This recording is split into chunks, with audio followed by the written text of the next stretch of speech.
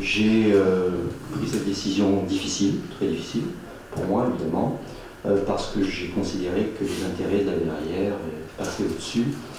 La rumeur était persistante ces derniers jours, c'est désormais officiel. Alain Hajaj quitte son poste de maire de la Verrière. C'était lors du conseil municipal mercredi soir qu'il a choisi de l'annoncer, non sans émotion.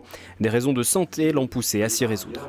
Comme toujours dans ces moments-là, on espère que les choses vont s'améliorer, s'arranger.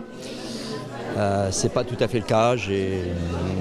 Ma situation de santé a encore besoin d'attention, de soins, et en tout cas incompatible avec le rythme de vie qu'imposent les fonctions de maire. Dans une petite commune, il faut être extrêmement présent, il faut être à l'écoute, et puis moi je ne sais pas faire autrement que ça. C'est en 2012, après le départ de Pierre Sélincourt, élu depuis 29 ans, qu'Alain Hajaj devient maire. Il s'impose rapidement dans ce rôle. En 2014, il obtient près de 60% des suffrages lors de l'élection municipale. Déjà affaibli en raison de sa santé, il prend l'année suivante plusieurs mois de repos, mais dès son retour, il s'engage sur d'importants dossiers. Rénovation du quartier du Bois de l'Étang et développement de celui des Bécanes. Je n'avais pas vocation à être maire 36 mandats, ce n'est pas ma conception. Je pense qu'il faut laisser la place aux jeunes le moment venu. J'aurais évidemment apprécié de pouvoir finir ce mandat, d'autant que c'est un mandat assez déterminant, que je me suis impliqué et engagé dans beaucoup de projets pour l'avenir. Voilà, je les verrai autrement.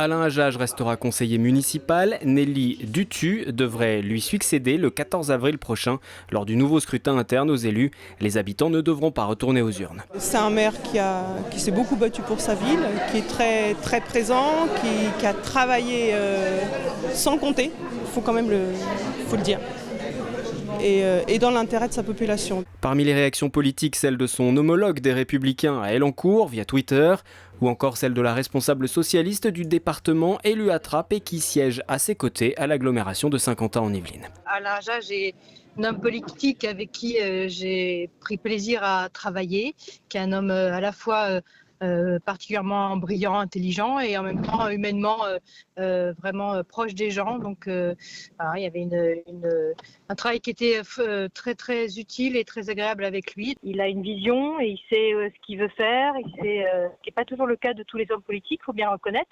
Il y a beaucoup d'hommes politiques qui sont des gestionnaires. Lui, ce n'était pas un gestionnaire simplement, c'est quelqu'un qui avait une vision sur qu'est-ce qu'il voulait pour son territoire et pour les habitants de son territoire surtout. Les habitants de la Verrière viennent de recevoir dans leur boîte aux lettres un courrier les informant de ce départ.